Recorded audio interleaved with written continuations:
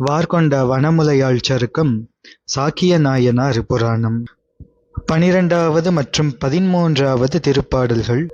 தொடங்கிய நாள் அருளிய அத்தொழில் ஒழியா வழி தொடரும் கடன் புரிவார் அது கண்டு கல் எறிவார் துவராடை படம் புனை வேடம் தவிரார் பசுபதியார் தம் செயலே அடங்கலும் என்பது தெளிந்தார் ஆதலினார் மாதவர் தாம் இந்நியதி பரிவோடும் வழுவாமல் இவர் செய்ய முன்னும் திருத்தொண்டர் நிலை முடிந்தபடி தான் மொழியில் துன்னிய மெய் அன்புடனே எழுந்த வினை தூயவர்க்கு மன்னு மிகு பூசனையாம் அன்பு நெறி வழக்கினால் என்பவை திருப்பாடல்கள். இவ்வாறு சிவலிங்க திருமேனியில் கல் எறிந்து வழிபடத் தொடங்கிய முதல் நாளில் அவ்வாறு நிகழ்ந்தது இறைவர் அருளே என்று உணர்ந்தபடி அன்பு நிறைவாகி அதனையே இடையறாமல் தொடர்ந்து நியதியாகிய கடமையாக சாக்கிய நாயனார் செய்து வருகின்றார். இது அருளால் வந்த செயல் என்ற உண்மையினை கண்டு அவ்வழிபாட்டு நியதியுடன் சிவலிங்கத்தினை கண்டு நியதி தவறாமல் இவ்வாறு கல் எறிந்து வழிபட்டு வருகின்றார். துவராடையாகிய உடையினை புனையும் புத்தர் வேடத்தையும் விடாது மேற்கொண்டார் பெருந்தவமுடைய நாயனார். பசுபதியாராகிய சிவபெருமானுடைய அருட்செயலே எல்லாம் ஆகும் என்ற உண்மையினை தெளிந்து உணர்ந்தார். எனவே இந்த நியதியாகிய தமது நியமச் செயலை மிக்க அன்புடன் இவர் செய்து வருகின்றார்.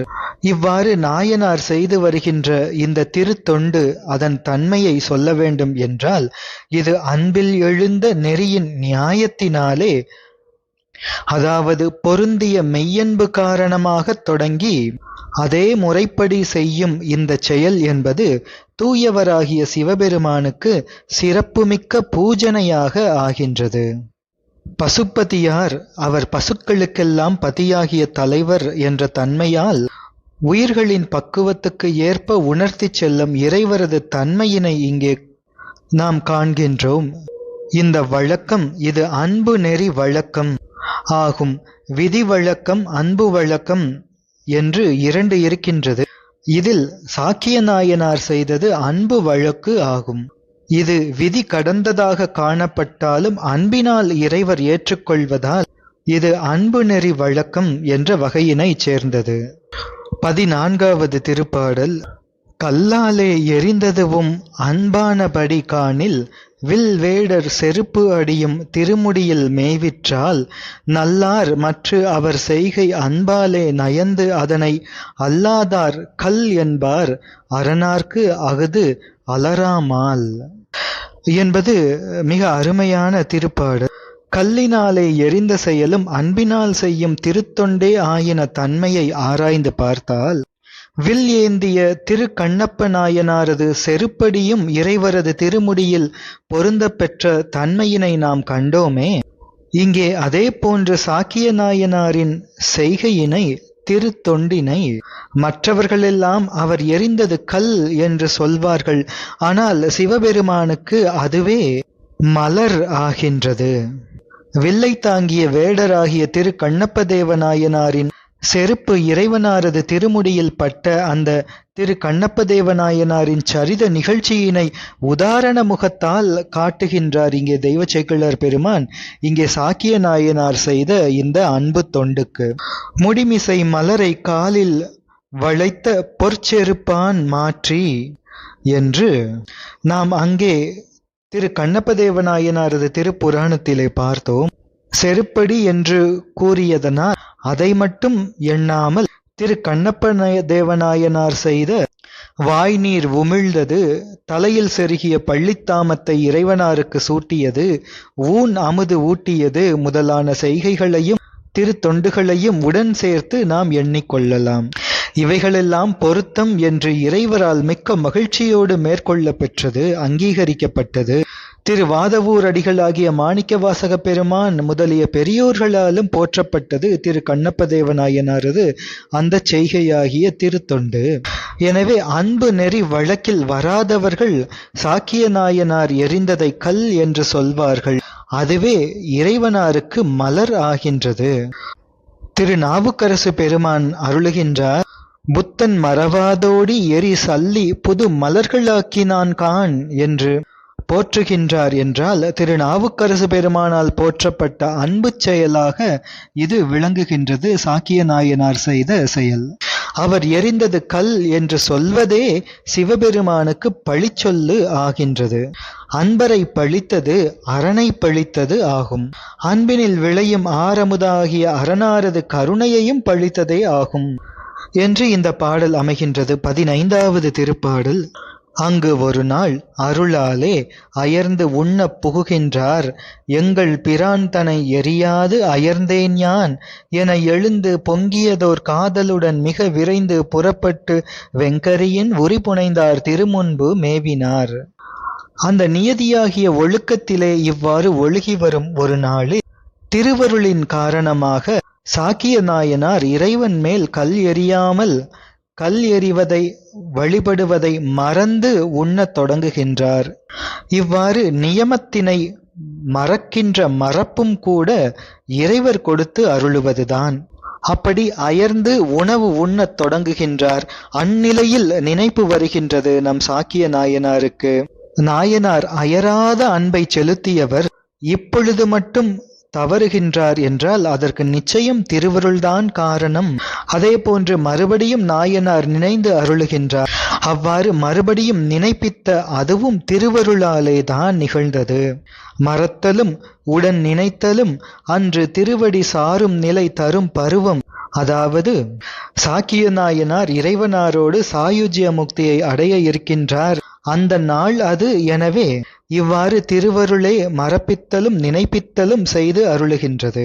முன்பு மறந்ததனால் பின்பு நினைந்து தமது நியதி தவறிவிட்டதே பிழைத்து விட்டதே என்ற நிலைமையை நினைத்து பதைத்து மிக விரைவாக மிக்க ஆசையோடு புறப்பட்டு இறைவனார் எழுந்தருளியிருக்கின்ற சிவலிங்க திருமேனி திருமுன்பு விருப்பமுடன் விரைவாக வந்து சேருகின்றார். 16வது மற்றும் 17வது திருப்பாடல்கள். கொண்டதொரு கல் எடுத்து குறிக்கூடும் வகை எறிய உண்டிவினை ஒழித்து அஞ்சி ஓடிவரும் வேட்கையோடும் கண்டருளும் கண் நுதலார் கருணை பொழி திரு நோக்கால் தொண்டர் எதிர் நெடும் விசும்பில் துணைவியோடும் தோன்றினார் மழவிடை மேல் எழுந்தருளி வந்த ஒரு செயலாலே கழல் அடைந்த திருத்தொண்டர் கண்டு கரம் குவித்து இறைஞ்சி விழ அருள் நோக்கு அளித்து அருளி மிக்க சிவலோகத்தில் பழ அடிமை பாங்கு அருளி பரமர் எழுந்து அருளினார் என்பவை திருப்பாடல்கள். இறைவனாரது திருமேனி திருமுன்பு எழுந்தருளிய நாயனார் அங்கு கிடைத்த கல்லினை எடுத்துக்கொண்டு உணவு உண்ணுகின்ற செயலையும் கூட விட்டுவிட்டு அச்சத்தோடு ஓடி வரும் பெரு விருப்பத்தோடு அவரை கண்டு அந்நாயனாரை கண்டு நெற்றிக்கண் உடைய இறைவனார் அருள் பொழியும் திரு நோக்கத்துடனே அத்திருத்தொண்டர் எதிரே நீண்ட வானத்தில் தமது துணைவியாராகிய உமையம்மையாருடன் தோன்றுகின்றார். நாயனார் எடுத்துக்கொண்டதை ஒரு கல் என்று தெய்வ சேக்கிழார் பெருமான் குறிப்பிடுகின்றார். ஒரு கல் என்பது எண்ணிக்கையால் ஒரு கல் என்றும் அர்த்தம். ஒரு என்பதற்கு ஒப்பற்ற என்ற ஒரு பொருள் இருக்கின்றது. அதனை கொண்டு பார்த்தால் அன்று நாயனார் அங்கே கிடந்து தாம் எடுத்துக்கொண்ட அந்த கல் ஒப்பற்ற கல். அப்பொழுது சிவபெருமான் வெளிப்பட நாயனார் காண்கின்றார். எனவே இந்த கல் எறியும் செயல் இதனோடு நிறைவடைந்து நாயனார் சிவலோகத்தில் சேர இருக்கின்றார். அதற்கு ஆதரவான ஒப்பற்ற கல். எனவே அது ஒரு கல். அது முன்னாட்களில் நாயனார் எறிந்த கற்களை விட தனிச்சிறப்பு உடைய கல். உய்வகையால் பொருள் சிவன் என்று அருளாலே உணர்ந்து அறிந்த அந்த குறிக்கோள் நிறைவேறும் வகையில் நாயனார் கல் எறிந்த செயலினையும் அதனுள் நின்ற வேட்கையினையும் உடன் கண்ட இறைவனார் இதுவரையும் நாயனார் தொழிலினை கண்டு கொண்டிருந்த நிலை, காலம் பார்த்து கொண்டிருந்த நிலை இப்பொழுது அருள் புரியும் நிலை வந்துவிட்டது என்று கருணை பொழி திருநோக்கால் கண்டு நீண்ட ஆகாயத்திலே இது பூதாகாசம் அல்ல, இது ஞானாகாசம். அந்த ஞானாகாசத்திலே அருள் சக்தியாகிய உமையம்மையாரோடு தோன்றுகின்றார் எம்பெருமானார். நாயனார் ஓடி வருகின்ற அந்த வேகம் என்பது இழைக்கும் வினைப்பயன் சூழ்ந்த இப்பிறவி கொடும் சூழலிலிருந்து பிழைப்பதற்காக இறைவனது திருவடியாகிய புகலிடம் நோக்கி ஓடி வருகின்ற அந்த பக்குவ முதிர்ச்சி. அதனை கண்டு எம்பெருமான் அங்கே எழுந்தருளுகின்றார். இளமையான ரிஷபத்தின் மேலே உமாதேவியாரோடு எழுந்தருளி வந்த ஒப்பற்ற செய்கை இறைவரது செய்கை. அதனை தரிசித்து இறைவனாரது திருவடியை அடைந்த திருத்தொண்டராகிய நாயனார் இறைவனாரை தரிசித்து கைகள் கூப்பி நிலமுற பணிந்து வீழ, இறைவனார் நாயனாருக்கு அருள் நோக்கம் பாலித்து அருளி சிறப்பினால் மிக்க சிவலோகத்திலே பழைய அடிமைத்திறத்தினை கொடுத்தருளி பரமனார் எழுந்தருளினார். எல்லா பதங்களிலும் சிறப்புடைய மிகுந்த சிறப்புடைய சிவலோகத்தில் நாயனாரை சேர்த்து அருளுகின்றார் எம்பெருமானார். பழ அடியார் கூட்டம் அத்தா காண ஆசைப்பட்டேன் என்றதன்படியும், தம்மை விடுத்தாயும் பழைய அடியாருடன் கூட்டித் தோயும் பரபூந்து உய்ப்பித்து என்று கந்தர் கலிவெண்பா கூறியதன்படியும் நாயனார் சிவலோகத்தில் சேர்ந்து இன்பமுற்று இருக்கின்றார். இவ்வாறு சாக்கிய நாயனார் இறைவனாரது திருவடி அடைந்த திருவரலாற்றை கூறியருளிய தெய்வ சேக்கிழார் பெருமான் நிறைவு பாடல் 18வது பாடலை அருளுகின்றார்.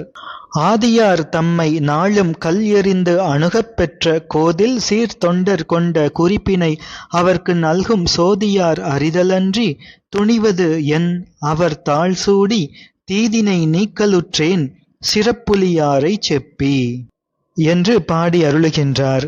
நாள்தோறும் கல் எறிந்து ஆதி முதல்வனாகிய சிவபெருமானை அணுகப் பெற்ற குற்றமில்லையாகிய சிறப்புடைய தொண்டராம் சாக்கிய நாயனார் உட்கொண்டு வழிபட்ட குறிப்பினை அவருக்கு அருள் செய்யும் சோதியாராகிய சிவபெருமானே அறிவார், அவரன்றி மற்றவர் அறிவார்களா? அத்தகைய சாக்கிய நாயனாரின் திருவடிகளை என் சிரமேல் வைத்துக்கொண்டு அதன் துணை கொண்டு இனி சிறப்புலி நாயனாரது சரிதம் கூற புகுகின்றேன். அதனால் தீமையை நீக்கலுற்றேன் என்று தெய்வ சேக்கிழார் பெருமான் பாடி அருளி இச்சாக்கிய நாயனார் திருப்புராணத்தை நிறைவு செய்து இனி சிறப்புலி நாயனாரது திருச்சரிதம் கூறத் தொடங்குகின்றார். நாமும் தொடர்ந்து சிந்திப்போம். சாக்கிய நாயனார் திருவடிகள் போற்றி போற்றி, சுந்தரமூர்த்தி சுவாமிகள் திருவடிகள் போற்றி போற்றி, நம்பியாண்டார் நம்பிகள் திருவடிகள் போற்றி போற்றி, தெய்வ சேக்கிழார் பெருமான் திருவடிகள் போற்றி போற்றி, உரையாசிரியர் பெருமான் திருவடிகள் போற்றி போற்றி. திருச்சிற்றம்பலம்.